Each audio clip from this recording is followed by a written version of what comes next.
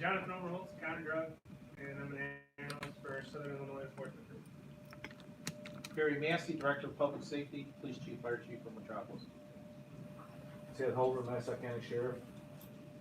Steve Miller with the Kiwanis Club. Center, Center Point Recovery Center from the Steve Johnson, representing the Elks Lodge, and I'm also on the executive committee. Cindy Davis. I work for the Health Department. I'm the MCDAC Secretary. I'm Rob Deck, with the Massac County Fire Protection District. That's my brother Roman over there. He's been attending meetings along with me. So. Hi, Roman. Yes. Hi. I'm April Skills. I'm with the Egyptian Health Department. I'm the overdose prevention checker. I'm Lene Stockwell. I'm a parent. I've been involved with this since the beginning. Desiree Chambler, just a concerned citizen. I came to see what y'all are doing. I can help. Senator Platt, Massac County Sheriff's Office. Patrick Wade Morris, Massac County State's Attorney. Laura Logan, Massac County resident and parent. Alyssa, Massac County resident. Ashley Brown, Massac County resident and parent. This is David, and I'm taking with David home. She's with me. What a title. I'm Mary Evans, and I'm a Massac County resident. Harley Estridge, parent and resident. Tony Miller, Community Network. Herman Fulton, Massac County resident. You're up. Molly Stratmeyer, teacher at Massac County High School, and I'm the MCDAC, teacher. Who's hiding in the hallway? Come on in. Are we on? There's another chair up here. Oh, there's one.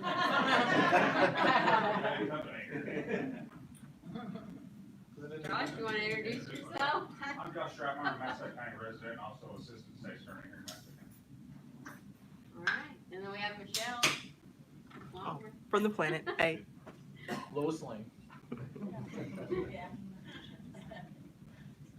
Okay, and we do have a sign-in sheet. I don't know if you just want to like grab it, pass it around back there to anybody that it's just right there on the corner.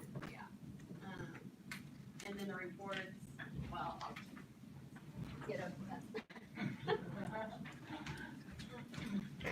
Yeah, this is the stuff.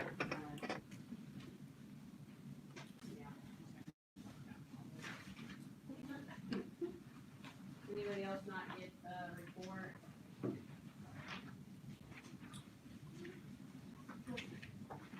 Alright.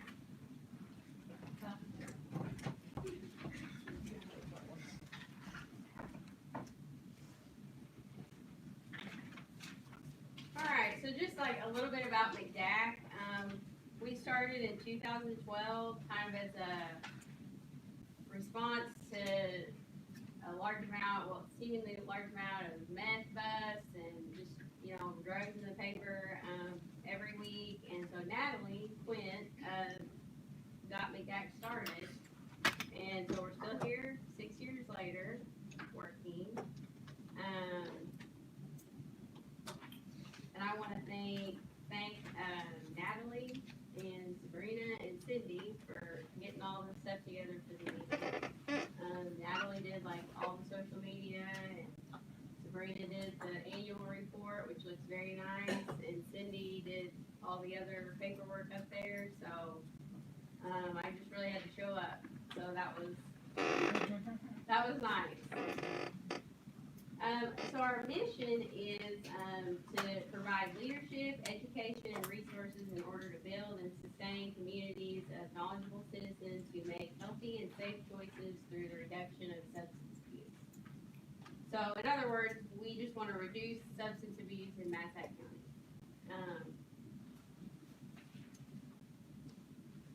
So we've evolved a lot from 2012. We're still evolving. We're still trying new things out. We tried few things this year.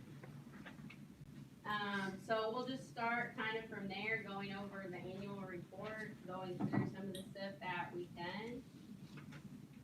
Actually, did I skip the executive committee? Sorry. Reverse. executive committee. All right, I'm gonna introduce all those members. We have Sabrina Beck, and she's also the treasurer. She helps Lori Bruce with the treasurer position. Lori's not here. Her daughter had surgery today. We have Cindy Davis, who's the secretary. Health sector rep, yeah. We have Ricky Griffey from the police department, and he's not here. He's in training. Okay. We have Thelma Hunter. She runs Center Point in Paducah. We have Steve Johnson. And Natalie Quinn. And we also have with us Jonathan Oberholtz, and he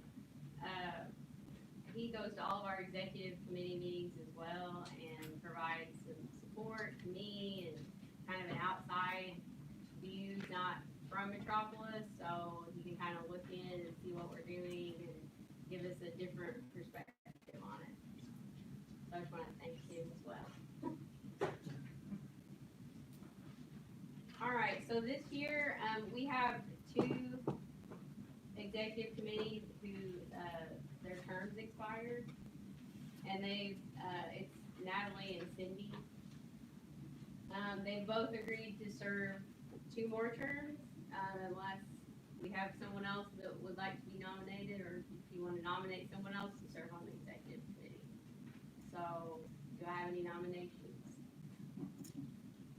I nominate Natalie Quinn and Cindy Davis to serve on the executive committee. Okay. Second.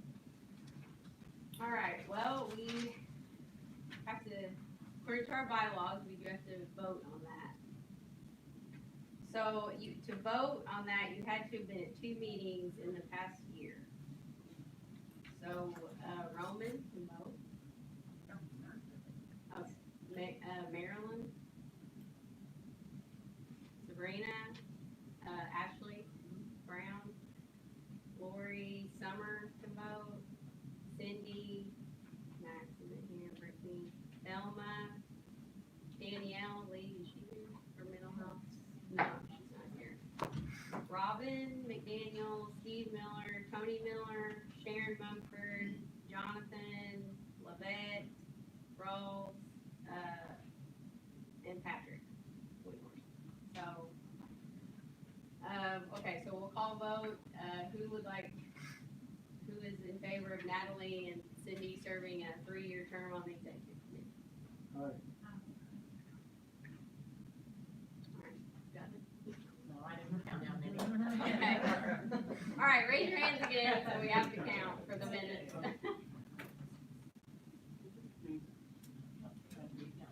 Yeah, okay. Alright, 3 more years. Something says been fixed.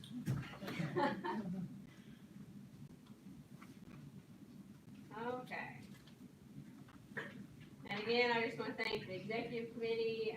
We meet once a month in the evening, just to kind of talk about what we're gonna do at the regular meeting the next week. And, they support me and help keep me sane, and just want to thank them for all their ideas and support. Alright, so we'll move on to the annual report now. So it starts off on page 2 talking about our annual meeting from last year, where we had 25 people. We talked about our goals for the year. We had a law enforcement report given by Patrick. We had a guest speaker from Centerpoint to talk about his addiction and recovery. So you can just I'm just gonna kind of briefly go through, I'm not gonna read the whole entire report, if everyone has a copy.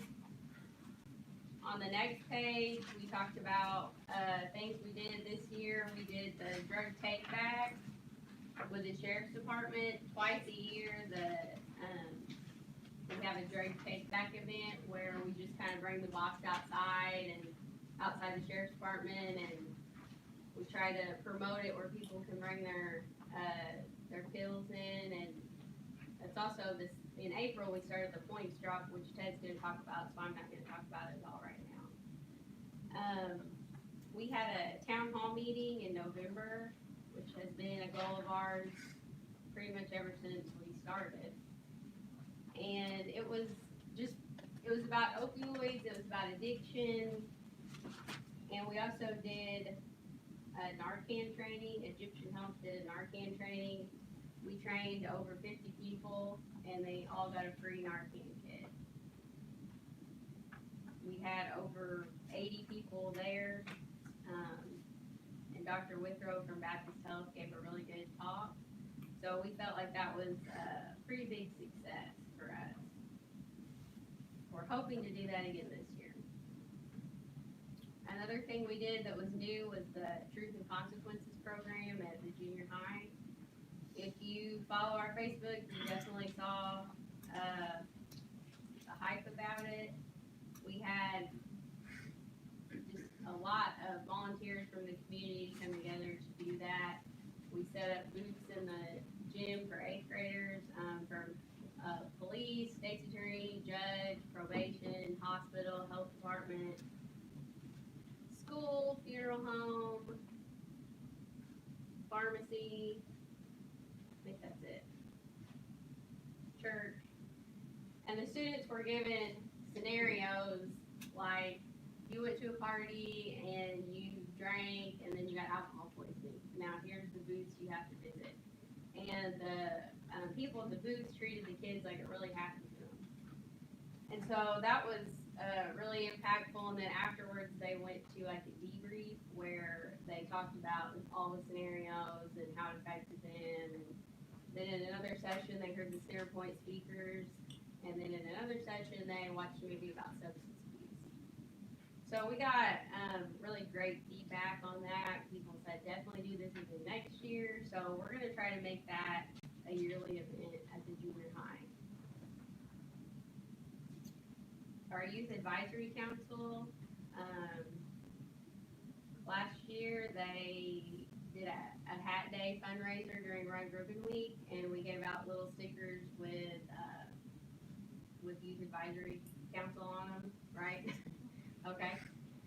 And we sent 2 students to a leadership conference where they had been 2 years before, so this year they actually served as staff.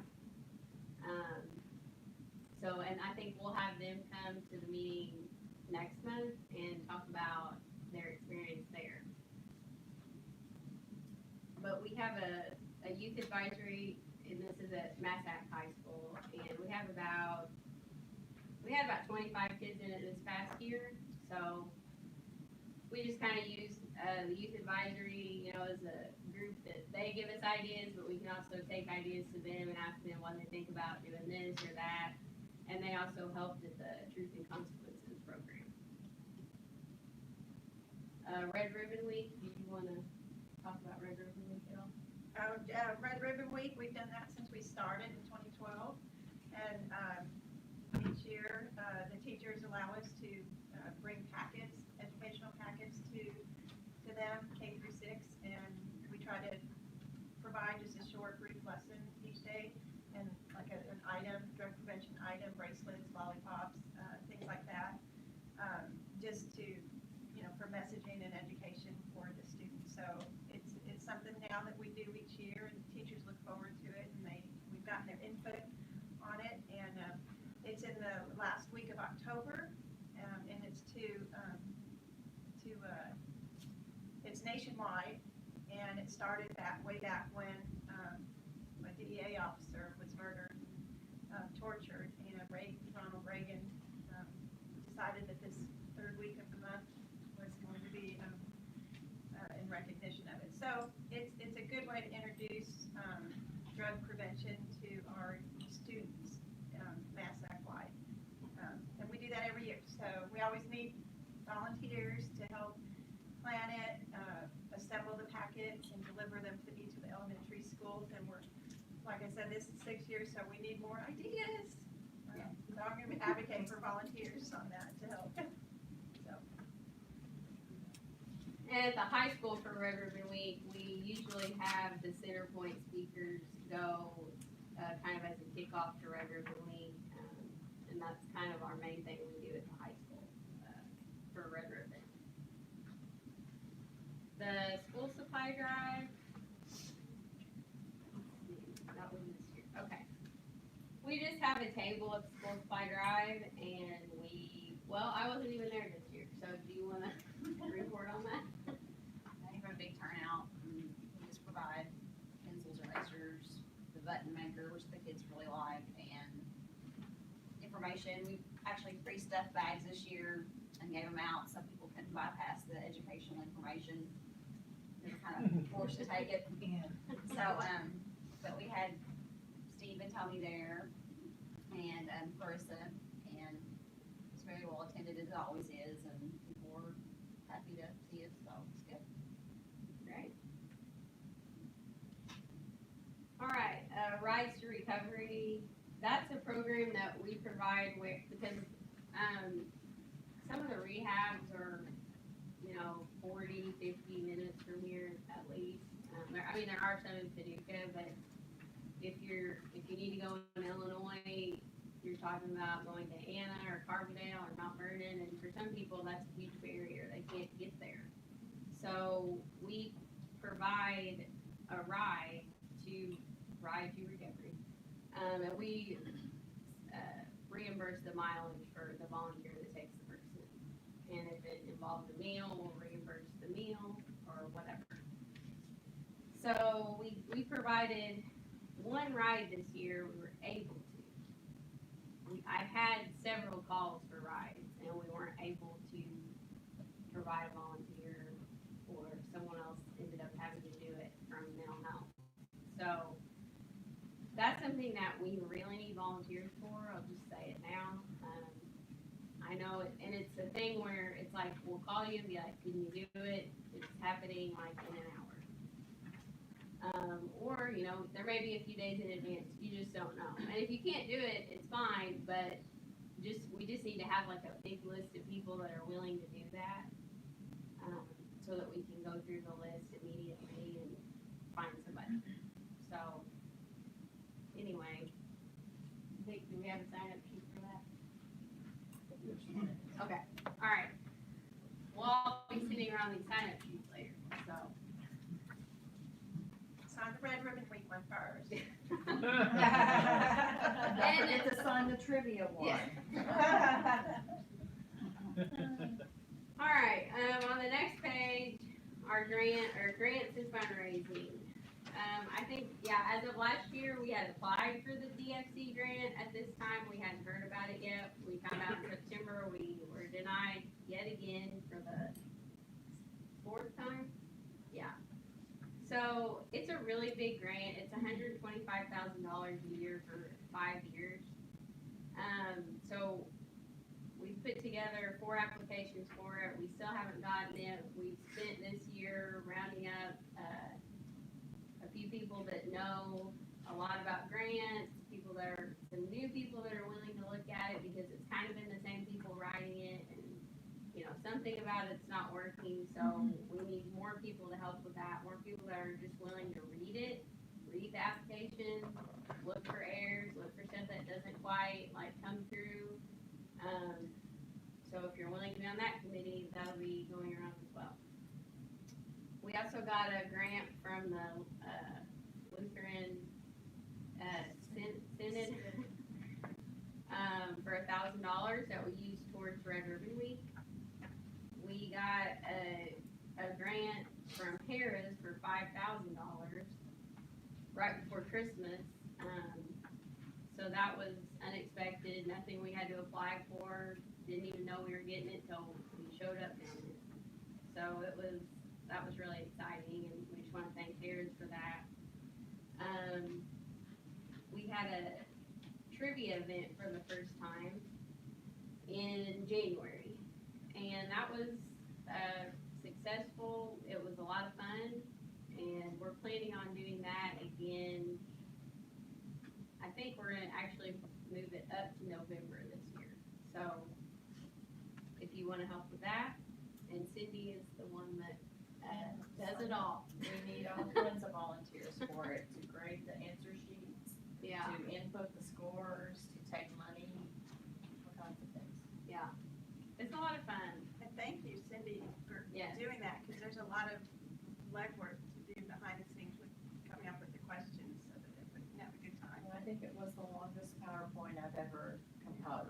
Adventure. I'm grateful for you doing that. That was great. All right, we also, this was our 5th year that we had a golf scramble. We usually have that like at the beginning of the summer. It was another success. We raised over $4,000, and then we had a match for Modern Woodman.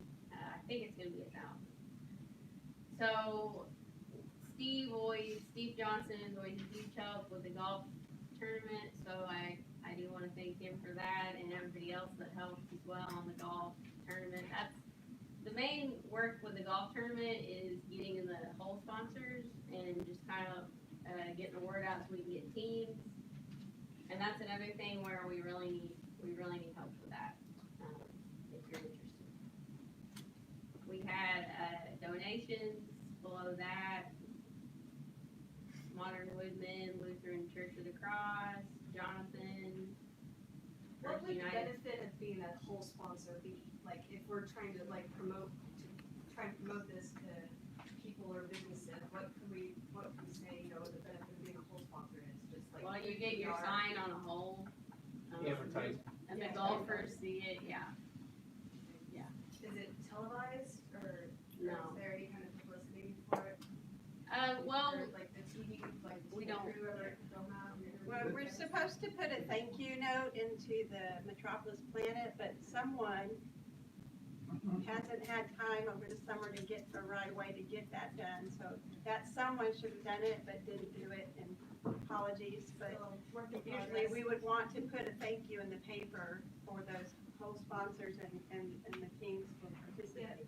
Maybe we could get them more recognition or something. And so Well, if we people had a are- marketing people are more committee, aware, yeah. that would help too, so. There's also a sheet for it. Yeah. But, Is yeah, there but yeah, there's, Yeah. yeah, so good question. So we want to thank all of our donors and everybody that's worked on our fundraising. We don't get any other money other than what we, work for basically, so, we just want to thank everybody for all their work on that. Here's a little marketing section down at the bottom, so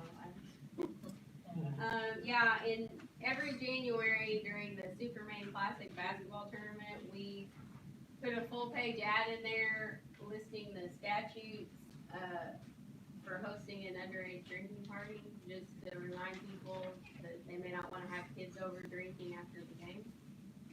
So, I don't know, if anybody reads it, but it's there, so we just put it in every year. And Aria from the paper kind of made that ad for us, so. We wanna thank her, and we also have a Facebook, a Twitter, an Instagram, and a website.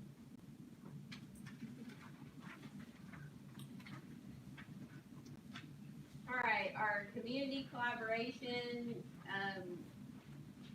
Carl Manley from the police department asked if we wanted to participate in their pencil project, because about, midway through the year, the school supplies start dwindling, and so they just wanted to provide pencils, to all the kids in the county. So they asked businesses to help, and we bought some and put just a really short drug-free message on there, but, better than nothing, so put MCDAC on there, so. And the police from what Carl Manley said, the officers actually go into each of the classrooms and deliver them and talk to them themselves, and they're wanting to build relationships that way, so That's we're really nice. supporting it. It's really nice to know that way the kids aren't afraid of cops. And, they can see That's the goal. Yeah, Yeah. more friends. Yeah. Alright, the public library, they've been having us at the back to school bash, which, we went a year ago, and then they also had it this past Saturday. So that's not in here yet, it'll be in next year. But it was the same thing, we asked Tim Davis to come with a drug dog and give a presentation. Did he give a presentation last year, or did they just kinda? Last year, I Yeah. think so. This year he did because they had it inside. Well, they have the time. Well, the weather is kind of raining off and on, and it was really interesting. I thought the kids seemed really engaged with it, and so it went well. We had a table with some of our stuff and the button maker, and made some more buttons. So.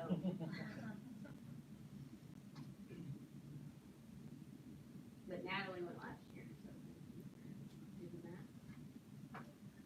Project graduation, that's something that, if it wasn't already being done, we would probably try to do it. But they've already got a handle on it, so we just give money to help it, go forward. It's a drug-free project, where they, after graduation, they go back to the school and stay the whole night. So hopefully it prevents partying. Center Point, basically like our go-to for everything. We need something extra at Center Point, yeah, come speak. So we wanna thank, Thelma for that. Legence Bank, we've been storing all of our supplies at Legence Bank for a while, and we have a lot of stuff. And, so we just wanna thank them for letting us store it. However, we did move it out, this past month because we are actually renting an office space now in the Jones Building right across the street. So that's gonna be kind of our, of course, there's no one there to man it every day because everyone's volunteer. But it's just a place where we can store our stuff, have it, but it's also kind of can be on display. And people can meet there. We're actually gonna, start having our executive committee meetings there, which we do wanna thank the police department for letting us meet there for a long time. But since we're, renting this place, we're just gonna meet there where our stuff is for now. So, and we also wanna thank City Hall for letting us use it for this is where we have our meeting every month.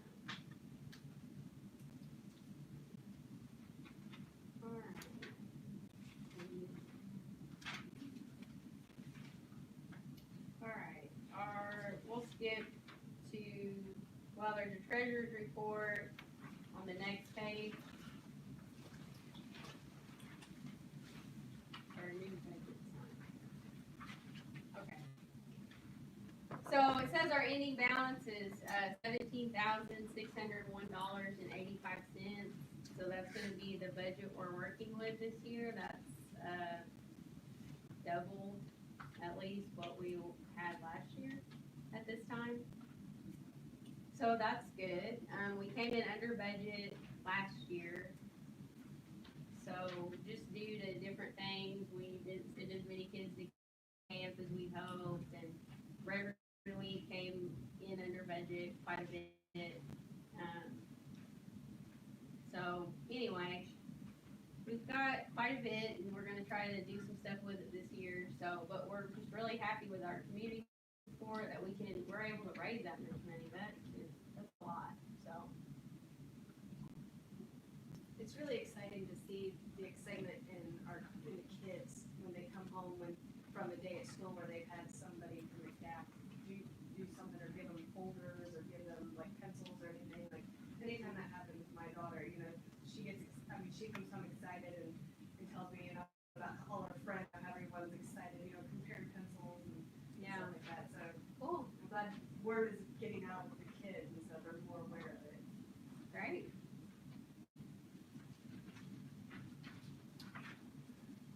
All right.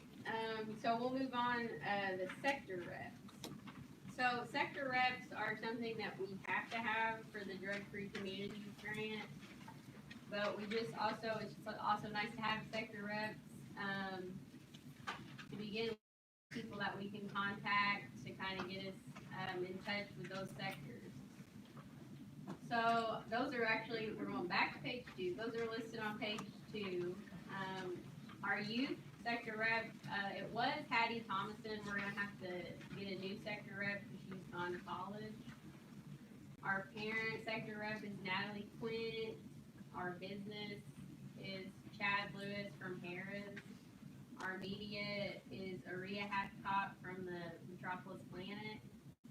Our school sector rep is vacant, and it has to be an administrator, so that's kind of narrows it down to a few people. So we're looking to fill that. Our youth serving organization is Doris Vote with Reaching for Kids. Our law enforcement is Harry Massey with the Metropolis Police Department. Religious is David Dean with Lutheran Church of the Cross. Civic group is Dr. Stephen Miller, he's with Kiwanis. Healthcare is Cindy Davis with Southern 7 Health Department. State government is Patrick Windhorst with the State's Attorney's Office. And other substance abuse organization is Thelma Hunter with Centerpoint. So I want to thank all of our sector reps this year. And I guess we'll be looking to fill those 2 blank spots at least, youth and school.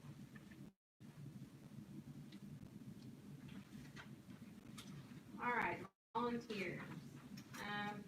So MCDAC runs on volunteers, and there's no way I can list all the volunteers that we had this year, but, because I know I'd forget someone. So I just want to thank everyone. I try to thank everyone during an event, after an event. So thanks again, everybody, for everything that you've done.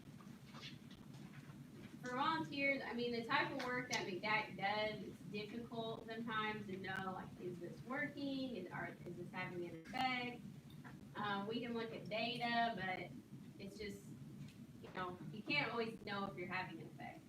And something that, I've said this before, and Natalie's dad actually said this to me at the Truth and Consequences, but he said, if it helps one kid make a better decision, then the whole thing was worth it. So that's kind of the way that I try to think about it when I start getting overwhelmed, and I try to remind everybody else, if we just make one kid or one person better, then that's all we can hope for, so. Okay. Ted, you wanna? Good from here? Yep.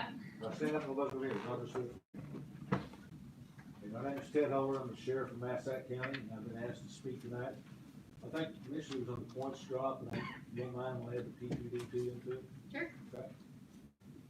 So what I was saying, a wise man once told me that being a politician's easy, but unfortunately that's why I am a politician. He just says you have to please all the people all the time. Patrick's a good example of that, he does that every day. Yeah. But one of the first things I discovered as elected official is that when you do things that benefit the public, which we try to do, we'll always stand behind you and support you. As sheriff, I've always tried to promote these projects and ideas, even if they're not mine, with the help of the citizens of the county. I always try to include as many people, as groups as I can, and most important, I try to do it for free. Because I learned that's one of the most important things when you're elected official. But tonight I'd like to talk to you about 2 of our programs that probably would have not been as successful as it would have been if it hadn't been for the countless hours of the MCDAC volunteers to help me through it. And I mean that from the bottom of my heart. If it hadn't been for you guys, it probably wouldn't have happened. The first one is P2D2. In the fall of 2011, I was asked to endorse and promote a little known concept called P2D2. At first, I was unsure about the idea, but after I met an amazing 12-year-old named Tammy Horman who convinced me not only to promote the concept, but to sponsor it, be an official collection point in Massac County, and to donate money to the area schools for P2D2 programs. Little did I know that at the time this would be one of the most successful programs, and that it would probably be one of the most beneficial programs that we've done in Massac County. In 2012, the Massac County Sheriff's Office partnered with the U.S. Drug Enforcement Administration and agreed to host 2 P2D2 take-back programs per year. And in doing this, the DEA agrees to dispose of all medications for free. Since 2011, the Massac County Sheriff's Office has been collecting unused medications 24 hours a day, 7 days a week. We have an open door policy with no questions asked. If you can't bring it to us, we'll come to your house and pick it up for you. And with the help of MCDAC and its many volunteers, numerous other civic groups, and many local businesses and private citizens in Massac County, we have collected right at 3,000 pounds of prescription medications since 2011. From the very beginning, MCDAC has partnered with the Massac County Sheriff's Office to sponsor PTD2 programs in schools, promoting the pill bottle fill. I'll finally get it out and then forward. P2D2 poster competitions where we award cash prizes back to the classrooms and volunteering with other DEA and Sheriff's Office programs. The newest one is called Points Drop. This program was started because local citizens have been calling and complaining about used needles they're finding in their yards, playgrounds, schools, streets. About 6 months ago, I went out to collect the needle in Brookport. Someone found it in their yard. And as I brought it back to the office, I walked through the front door, and the first thing I see is the P2D2 box in the lobby. And I thought, wouldn't it be nice if we had some place where people would just walk up and drop the needles? But I wonder if anybody would actually use it. So having a county jail in my building gives me a different view about our local drug problem. From the jail side, you see people after they've been arrested. You see them when they start to go through withdrawals. You talk to them, you listen to the stories. Yes, a lot of these people are the same meth addicts with the same names that you see over and over on the planet every week. But some of these addicted to prescription medication, and as a last resort, they use what they can to curb their addiction. More and more of these addicts are now using needles. And the sad part is that they're sharing these needles, the same needle, and passing along diseases that go along with it. I said in the beginning that Points Drop was started because of the citizen complaints, but really Points Drop was really started for the addicts, the ones who use the needles and have no place to dispose of them. It was just an idea about a problem. I gave this idea to Abby and Summer and asked them if they would attend a monthly MCDAC meeting and just mention it to see if they could help. I had no idea what was about to take place. It just seemed like overnight that everyone had in on the project and everybody had their own idea that would make the program work. It wasn't just MCDAC, it was many volunteers. It was also the Massac Memorial Hospital, Jonathan with the Southern Law Enforcement Group, it was Ricky Griffey who helped come up with a name, and Tony Randolph who made the sign for free. Everyone saw the need and everyone wanted to make it work. But the main question was still out there. Would it work? Could you convince addicts that they could just walk up to the front door of the sheriff's office with a dirty needle, drop it in the box and walk away without getting arrested, all in full view of the security camera? I asked a lot of people who helped with addicts, and they said it was a good idea, but they were unsure if it would work. So I went to the source. I asked inmates in the jail, what do you think? And actually, they told me that it would work. It would be a slow process, and you would have to gain their trust, but over time it would work. Now, thanks to Jonathan, we had the drop box. And the hospital maintenance staff, they modified it. What we needed was a sign, something to convince the addict it was safe to drop off the needle. A collaborative effort was used to design the sign, and Mr. Randolph made it for free. Points Drop now became a needle amnesty program, providing a no questions asked solution to disposing these needles. You just drop it in and walk away. So now, after several months of being in operation, I have 3 full boxes of used needles at the office. I have to admit there are a lot of insulin needles in there that people dropped off. But it also has some dirty needles, and I counted today, I've got 23 dirty needles that have been dropped off so far since we started this. And 2 weeks ago, I received a call from the Franklin County Sheriff's Office. They heard about the program, and they want to start it. So yes, it's working, thanks to all of you. That's the story.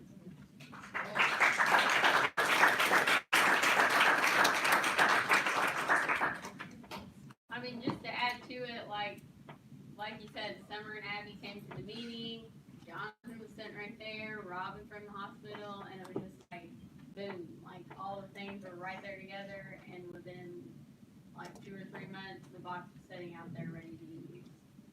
So that's like the importance of MCDAC and the importance of being here, is that everyone's ideas and needs, come together, and then we're able to implement something. Yes. We came from that housing, and that's what we have on our list to ask. If they put one at our location, because we have a lot of trouble with drugs in our community.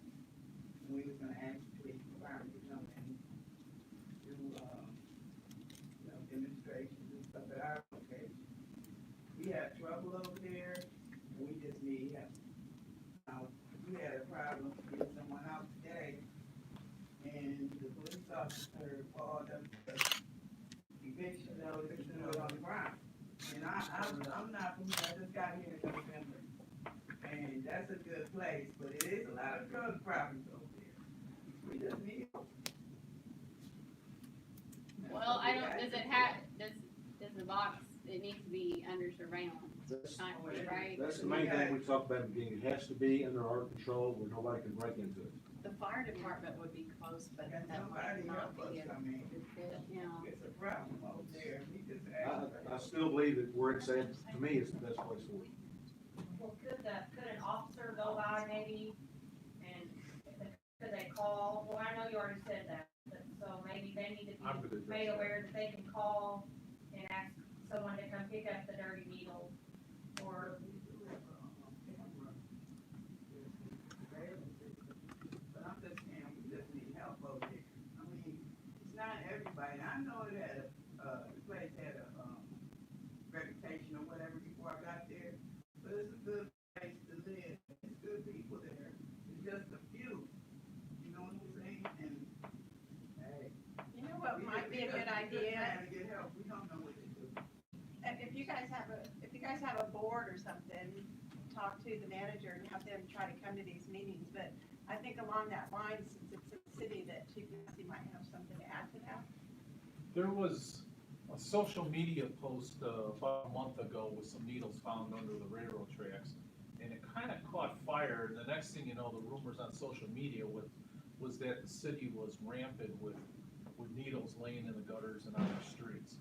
So I went and checked, and we had 12 reports all year on needles that were being found. Of those 12, 11 of them officers picked up. We've also responded to 6 houses because people found that. So yes, we do that. We don't want you actually handling the stray needles that you find in the park or you might find on your front lawn. We'll handle that so you don't get stuck. The incident that you're talking about earlier, I'm well aware of it. I was almost at the scene when the people got there. But that was an eviction thing, and we just can't kick people out, even of housing, when they don't have it. There's a law that's in effect. The sheriff's office is the only one that can do evictions. We can't do it, and there's a process that has to be followed, that we're not gonna violate anybody's rights on purpose anyway, on that stuff. I also wanna say that social media is one of those swords with 2 edges, you know? It's good to get the information out.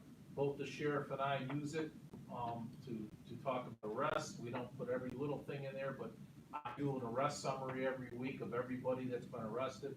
I've gotten some heat on it, cause quote unquote, the wrong people were listed that, you know, it was too embarrassing for them, but I don't care. I believe in transparency, and I put everybody in there that we arrest, on that log. But in our efforts to curb the diseases that everybody knows what happens with the dirty needles, a lot of organizations have come up with this needle exchange thing.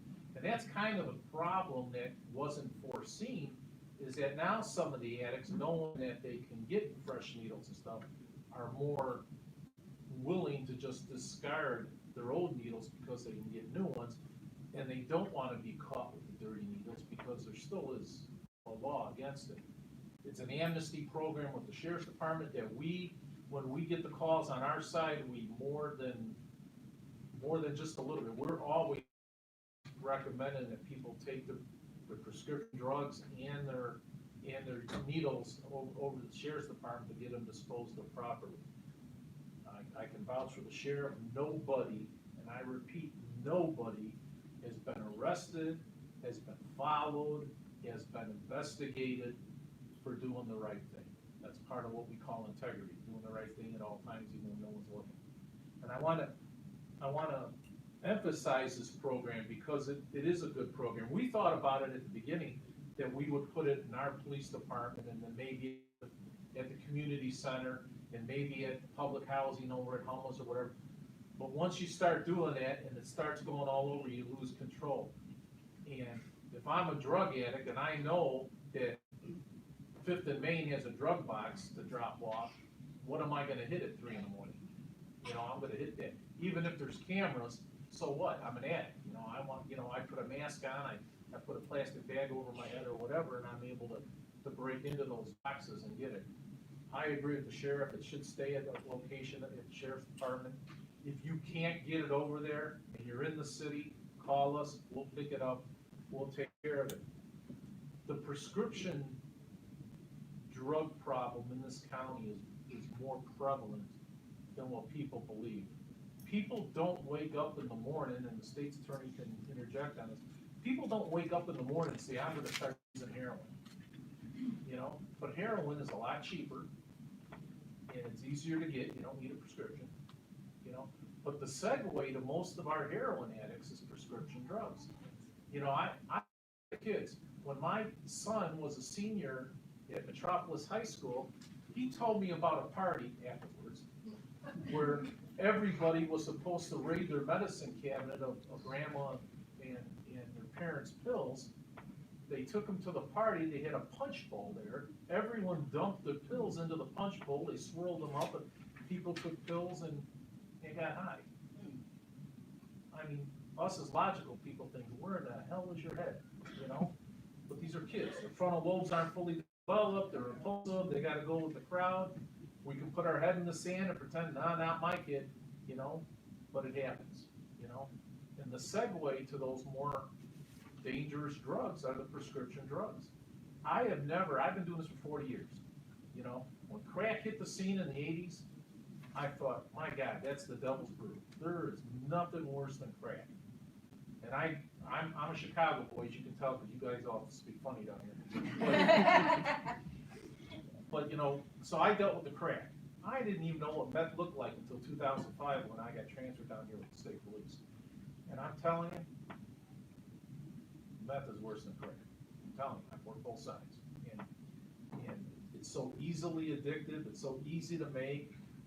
Obviously, we've cracked down with legislation and stuff to make it tougher to get the precursors, and even certain people buying the precursors we arrest, and hopefully we're getting a handle on it. We got a state's attorney that takes it serious. We got the sheriff's department and the police department that have a practical zero tolerance. But the bottom line is, we do not want to lock up addicts. You know, I mean, believe me, we can fill up this jail without addicts. You know, there's enough other knuckleheads out there that we can arrest, you know, that we don't have to go after the addicts. However, the majority of the thefts in this town are drug related. The majority of the domestic violence in this town are drug related. The majority of the fights on the street and all the other disturbances that we have, we can almost always bring that into a drug or alcohol nexus, you know? And, you know, we're in the schools now more than we ever have, you know? With the threat of school violence and all that other things, we take a closer look at the schools. So, you know, the other flip side of that is that we're in the schools more, and well, you know, we find out more other things, especially when it's drug related. Hopefully the parents have caught on to the fact that hosting a party because quote unquote, at least I know where my kids are, is no longer acceptable. I think it was 2010 when we had the fatal from leaving the party at the farmhouse, counting off a Redbud, you know, and those parents got in trouble, you know, and believe me, I wasn't with Metropolis back then, but if I have the opportunity to embarrass those parents that we arrest for those parties, believe me, I'll buy a billboard if I have to, or an airplane, you know, because the message just has to get out there. We can't tolerate that. And hopefully, if your kid comes home and he's stoned and he was at a party that was sponsored by a parent, that you're just not okay with it, you know, well, at least he was supervised. Well, what kind of logic is that? But we can't do it alone. You know, I have 8 officers for the entire city to cover 24/7. You know, so that breaks down to 2 officers per shift, you know, to cover the whole town. We handle 1 domestic, we have 0 officers on the street during that time. We make an arrest, we have 0 officers on the street during that time. You know, we have a bad crash, we have 0 officers on the street during that time. Sheriff's Department, they're not flowing in money, they can't, you know, have 10, 12 deputies working like they do in the bigger counties up north. So we rely on each other, you know, teamwork is the only reason why we succeed. And I'm fortunate that Ted's our sheriff, because he's easy to work with. You know, we'll roll up our sleeves and we'll come up with a battle plan and we'll work it together. And, you know, we don't have those egos that they have up north, you know, as far as, you know, this is my turf or this is your turf. But the community involvement, it has to be better.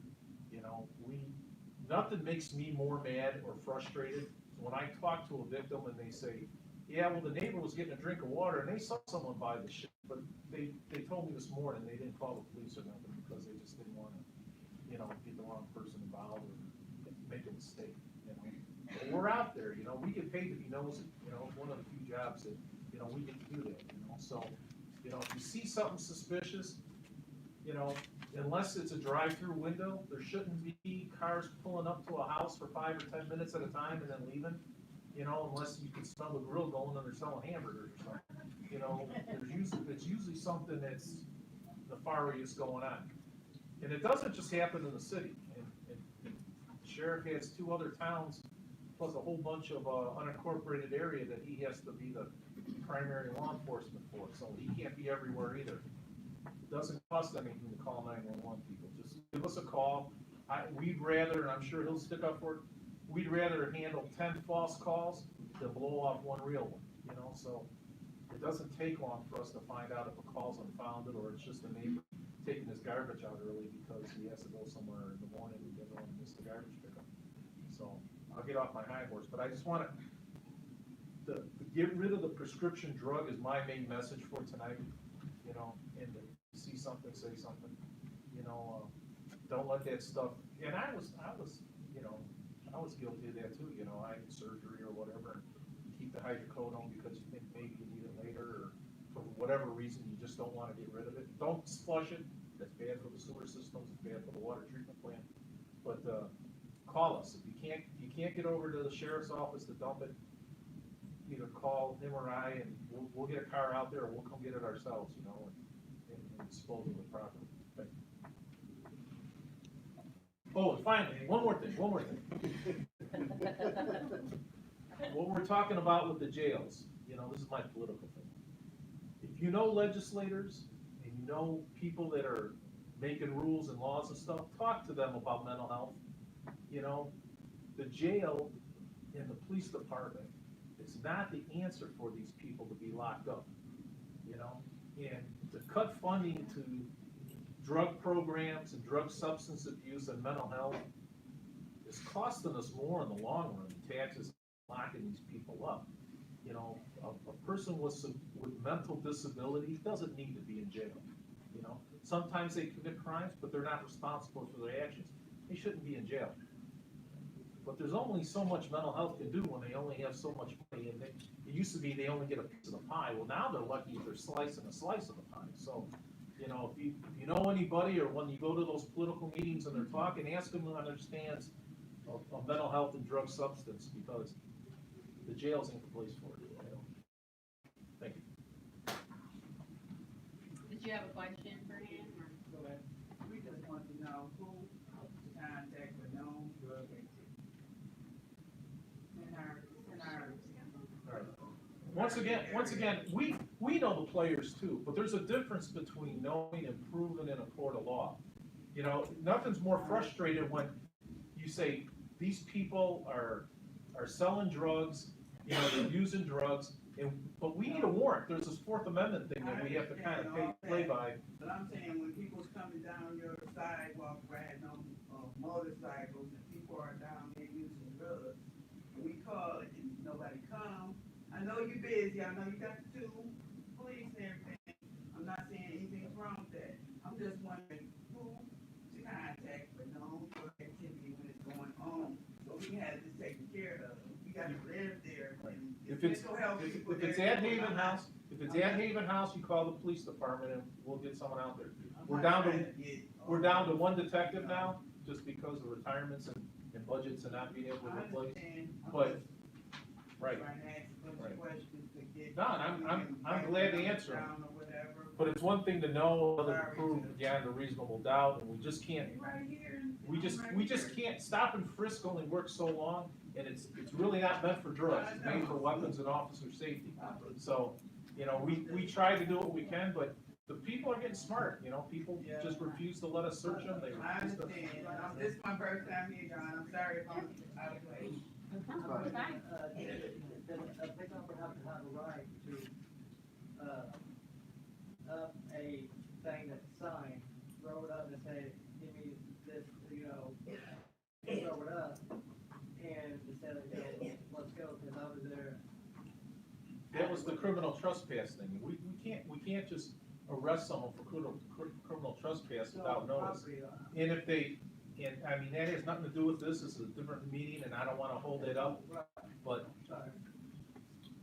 Well, maybe you can ask him after the meeting. I'm more about perfectly that. aware of it, I was on my way there, I was like, I'm Okay. a block away when I was Okay. called off, so. All right, does anybody have any questions about, like the points drop, or the PQD2, or needle use, or anything like that?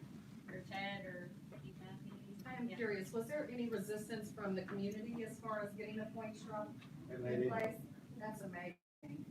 I've gone to several, and been a part of several coalitions that are just absolutely, against the idea of necessarily not exchanging needles, but having anything to do with needles. No community wants to That was the admit first that thing there's I thought of, needles. when this come into my mind, okay, what the public gonna think about it? Absolutely. It's just gonna be a needle exchange program, it's Yeah. not, Right, it's just, it's the way we just get rid of it. And so far, I haven't had any pushback on it. and this could prevent something like that happened in Indiana with that small town and HIV and everything. I got stuck once, I don't wanna do it again. I think the resistance for me, as speaking as just a community, a citizen, from what I see, is the points drop is addressing one issue of a bigger problem. And, you know, the comments that you might hear or receive are really pointing towards before they get to that problem. And so you can complain about these people and nobody's doing anything or whatever. Well, the points drop is actually a part of doing something. There's still more to do, there's different levels. And it does require a lot more than just the box, even though that does take care of something. So the resistance is the community mind on, let's attack it from all levels, as far as. And the my goal of this opinion. organization is to prevent people from getting to that point of even using the drug to begin with, you know? Right. And let's face it, the high school kids, that's too late. If we don't get that message out before high school and before junior high, and if we don't get that message in the grade schools for these kids that, you know, drugs are bad, you know, I mean, that was one of the things that the DARE program showed, was that high school's a little bit too late, because the peer pressure's already there, they're already giving in. The average, what was the last survey on alcohol and marijuana use? We went down to what, 7th grade, 6th grade? Yeah, well, it just goes to 8th grade now. Okay. So in 2016, 20% of 8th graders had used alcohol in the last 30 days. This past year, it was down to 12%. So that was better, a lot better. And then marijuana, in 8th grade this year, it was down to 3% from 5.9. However, in 10th grade, it goes up from 9.7% to 15%. So, and that I can just go ahead and speak to this. It's up there on the bar if you didn't get one, but it's the Illinois Youth Survey, and it's a scientific survey given by University of Illinois to all, well, you have to sign up for it, and luckily in our county, all the schools sign up to take it. And then they take it towards the beginning of the year, and then all the statistics are combined, and they put them into a report. So we've been kind of keeping track, and this is just a very, very, very small amount of the data that's in this report. There is data on bullying, tobacco, yeah, there's a bunch of stuff on tobacco, and this is just, these statistics are what we use for the DFC grant, so we just have kind of been tracking those. they use last 30-day use, because if you've used alcohol in the last 30 days, then you're probably using it pretty frequently. Whereas if you've used it in the last year, well, you know, who knows how often you're really using it. And then the perceived peer disapproval is just like, you know, how wrong, do you think your peers would think you were wrong for using alcohol, marijuana, or prescription drugs? And so that, luckily, the peer disapproval has pretty much went up every year. From 2014, 2016, in 10th and 12th grade, it went up drastically. And that's when we started our youth advisory council. So we kind of hope maybe it was something to do with that. You know, other kids saw students joining this group that's against alcohol and drugs, and maybe that's why the disapproval went up. So I'm afraid to see what's gonna happen if they legalize marijuana in the state. You know, we've been trying to keep this message home, and now they're, you know, the pendulum seems to be swinging to allow it, you know, and yeah. I understand the medicinal use and whatever, but. Well, marijuana, the peer disapproval actually went down this year for 10th grade. So that's not good.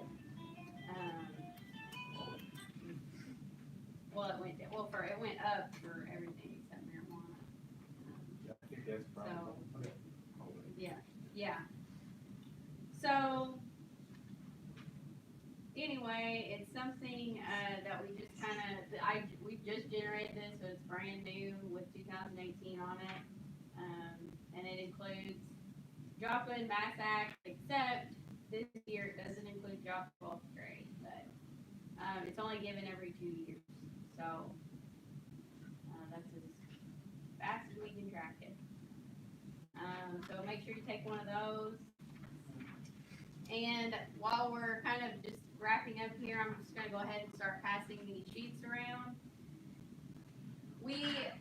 For our goals this year, we just, you know, of course we want to do the same things that we did this year, for the most part, the same events, but we really need to establish, you know, committees for each event, because it's starting to just kind of become the same people are doing the same things for the events, and that can cause burnout, and we don't want any of our volunteers to get burnt out. So if everybody could do a little bit, then we can do, you know, more events. So I would just, you know, encourage everybody to sign up for something. Put your contact info on there, and When are the meetings, the monthly meetings again? the monthly meetings, There's they're, a list there. so Yeah. you can look it up. I didn't get that. It's the third Wednesday. yeah, the third Wednesday at 9:30 a.m. Now, I will say, Why do we have to have them in the morning? I forgot. Because I know probably most of us sitting here work. I mean, I would love to come to a monthly meeting, but I can't. I'm a school teacher. I take off work every Yeah. month at 9:30 in the morning. I teach at Paducah too, so, I mean, I know Well- there was something about a facility use or. well, it's not so much the facility, it's just, I mean, we've just always done that, and it just kind of like, it's like, well, then there's people that couldn't come at night because of sports or childcare or whatever, you know what I mean? So it's like, we kinda have to, a lot of our sector reps and stuff can come during the day because their job is allowing them to be part of this. So, it's just kind of a, you know, for some it's good to meet in the morning, for some it's good to meet at night. I'd say it's probably worked better for the people that are present or that participate, and that's kind of why we've kept it the way it is. Yeah. Why speak to that maybe to some degree.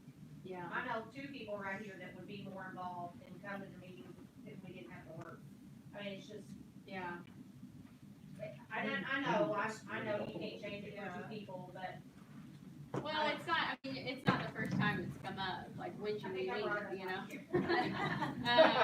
Now, I haven't been able to come to a meeting since, but Yeah. the only one I could've made it to was June 19th, and I'm sure I was dealing with my crazy kids that day, but, Right. the August meeting, which is now, the May Yeah. meeting, I'm still in school, so.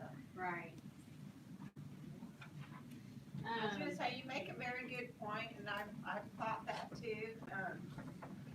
But, you know, maybe we can take it back to the executive committee again, because I mean, as a citizen, I'm for that too, if we could balance it out. Because I do think that does prevent, if I was working, or when I did get a job for a short period, I couldn't participate. So as a citizen, I understand, so I would like to take it back to the executive committee, and we can talk about it then, and Maybe like Mary said, maybe alternate, one meeting this night, one in the morning. Yeah, I mean, that's a possibility, so. So let me also say about the committees, because if you look at these committee reports for all of them except for the trivia, Holly is the chairperson, and she can't do it all. So if you sign up for the committees, then the committees can meet whatever's convenient for everybody else, and that's still helping the DAC, even though you can't come to the regular meetings all the time. Well, and I help with the trivia night, but I feel so uninformed, and I get the emails, but if I'm a see you in person, talk in person better than I am in email, and I would help with committees, Emerson asked where I was going, I said I'm going to a meeting, so you can have a better chance of a drug-free community one day. I mean, I'm passionate about this, and I've had family members that were addicted to meth and prescription pills, and I think probably, I know others in here too, that's why we're here, is that we wanna make a difference, and I've probably been guilty before of ranting on Facebook, but not anymore, because instead of doing that, I wanna try to make a difference. That's how I live my life in every other aspect, so that's what I wanna do now. So, I know he helped with the trivia night, wasn't really that big of a deal, but to me, that was one easy It was way big to to help. me. I was So, glad you that was great. found But I would like to be more involved than I am, but if I can't be at a meeting, I'm gonna be a little more passive, because I've got so many other things to do. But if I could come here, talk to other people that are passionate too, I think that gets us a little more fired up, so. My friend Ashley and I have talked about it since last year, and it's just so hard. Well, maybe we can, like she said, in our executive committee, that we'll meet again in a few weeks, couple weeks, and we'll just talk about, see what, maybe, so we might be revising that meeting list. That was the same enough, but. Steve makes a good point too, as far as when you sign up for these committees, when all the legwork, the work is actually done. The meetings, once a month here during the day, is just a summary of the things that we're planning, but those other committee meetings happen outside of that. And that's where the bulk of the work is done, and that's how, you can participate. I have a lot of ideas though too, coming from, I'm a trained school counselor, and I've been teaching for 16 years, so, I've got ideas that I wanna share that maybe fall outside of just committees, that I feel like I could bring to the table. Well, yeah, and I've wondered that myself, should we change the meeting time? And it just, it seems like, what would be. I know, you can't please believe me, I'm a school teacher, I know, and you're not gonna please every kid or parent, I know that, but. But we will look at it and see, what we think then we can make it work somehow with maybe alternating or something like that. Because there's executive committee members that can't come to the regular meeting, so. Maybe you all can, create a Google poll to see where you can get the most of your representatives. Yeah, that'd be a good idea. Just email everyone and see. We did that for our, to find out if we could do that. For those of you who are new here tonight, if you put your email on that sign-in sheet, I will add you to the list. And so every time we have a regular meeting, you're gonna get the minutes to summarize what went on in that meeting. You can always shoot me an email, and if it doesn't apply to me, I'll send it on to Holly or whoever else if you have an idea or a concern. Yes. I'm just wondering if there's any specific resources geared for children or whose parents are using math, or specifically math, just because we encountered a few different situations where kids are involved, and of course you guys deal with that every day. I don't know if is there child protective services presence in the county? And is there called Department of Children and Family Services in this state. It's Yeah. 2 doors down. And so is it better if you have a concern to call them, or the police department, or? Well, if there's a kid involved, that's what we do, we contact the hotline, you know. And so you automatically? Yeah, we have to, as the And then mandated. is there education period, like, and I'm just learning, because that's something I think, the kids in the schools, there's a lot of them that are seeing that at home, and I didn't know if there was education when you guys are out there that says, hey, if you're seeing this, you know, Like for teachers or for kids? for the kids themselves, yeah. Well, I mean, I don't know. It's part of the carnival and stuff that we, Yeah. you I know. mean, I know we teach, you know, don't do it, we don't want you to do it, so you shouldn't do it. This is how you might feel if your parents are doing it, we understand you might be seeing this at home. I was just curious if that was part of it. At one time, mental health, you know, I had substance use counselors that go into the schools, and at one time, I have to check and make sure this is still the case, but you could make a referral, a teacher or anybody for that matter, but we got most referrals from teachers. If a parent was the user in the home, our counselors could still go in and meet with the kid. Yeah, I think what So they I'm did, not they would- sure. I think they still, They I still know, do I that? know mental health still sends workers there that are referred. I'm not sure if there's a specific one, but I do know that what they do is they go in and they discreetly pull a child out of class and talk to them however long they need, and. That's why I asked like how old the kids were, who's she referring to? Well, there's just been a couple of situations that I and a couple of friends of mine were talking about. Yeah. So I was just curious in general. Yeah, that. In our community, what was there and not there. Right. And I think what we've tried to do in the past too is talk to the teachers and make the teachers aware of what to look for when the kids come in. You know, that they haven't eaten, they're unkempt, little signs they can look for to notify someone. Sure. And again, like Harry or Chief Massey was saying, within the law, there's only so much that you can do. Teachers can only do so much. I know they're mandated reporters, and then the process goes from there. You know, being just a neighbor and saying something, what can you do? So there's entities out there, but they can only do so much within the law. Teachers have to teach their curriculum. Right. And until, you know, the legislature policy changes on, you know, yeah, teach your curriculum, but we're gonna, you know, make this part of the science curriculum on learning what it does to your brain, or we're gonna make this part of a different curriculum. So, you know, there's a lot that we want to do, but I've learned in this process is there's the law too. Exactly.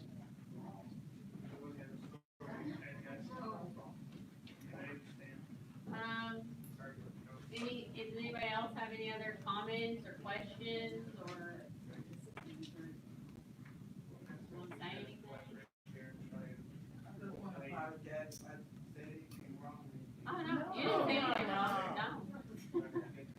You're exactly what we need and what we're looking for, because one, you showed up, two, you're giving your, sharing your ideas, your challenges, and things like that. That's what we need to know, because we're not living in your community, we're not, and, you know, I don't live there, I live in the county, and that's where you get those things, the ideas. You know, meetings at night so people can attend. These are things that we can take back to the table and discuss, and believe me, that's like with points drop.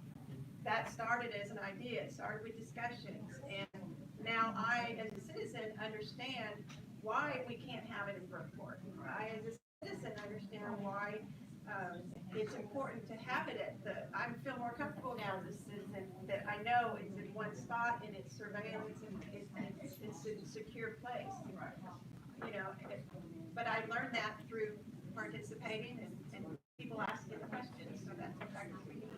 But, Yeah, I was just gonna add as well that, I asked my nephew who volunteers at the fire department, you know, is there any kind of activity going on with our problem or seem to have any problems? And he was like, well, yeah, there's a meeting you should go to. It's very encouraging to me to see all of the work that you guys have been doing.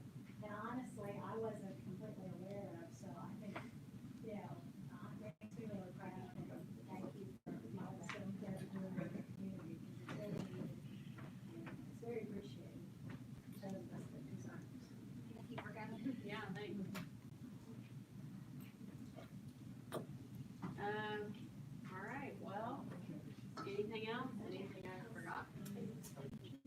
I'd just like to add, I think one of our goals, if we can ever get that grant, would be to get some kind of curriculum that would cover the elementary on up and be able to pay someone to go in, and maybe take more than one someone to go in and teach that, because we really do need to start early. Yeah. All right. Oh, one more thing, I'm sorry, I know you're getting ready to end it, but this meeting cannot go without us recognizing our executive director in the, make sure to put down here in the annual report that it is indeed 100%. We're all 100% at this point, all of us. But, you know, we look to Holly for guidance, direction, and we all do what we can, and we, you know, we pick our different projects and so on, but, you know, she's that executive director, our face, and there's ideas and guidance and direction that comes from her, and thought, you know, this is hard to read. There's a lot of thought that comes beforehand, so it's really, it's a collaborative effort, but just want to say thank you again every year, I know. Yeah, so, yeah, thank you very much. I don't want to leave that without that being said. All right. Well, does somebody want to make a motion? Make that motion that we adjourn. Thank you. Please stay around and fill out the volunteer sheets or ask us any Yeah. questions. Especially the red ribbon week one. No, the trivia one.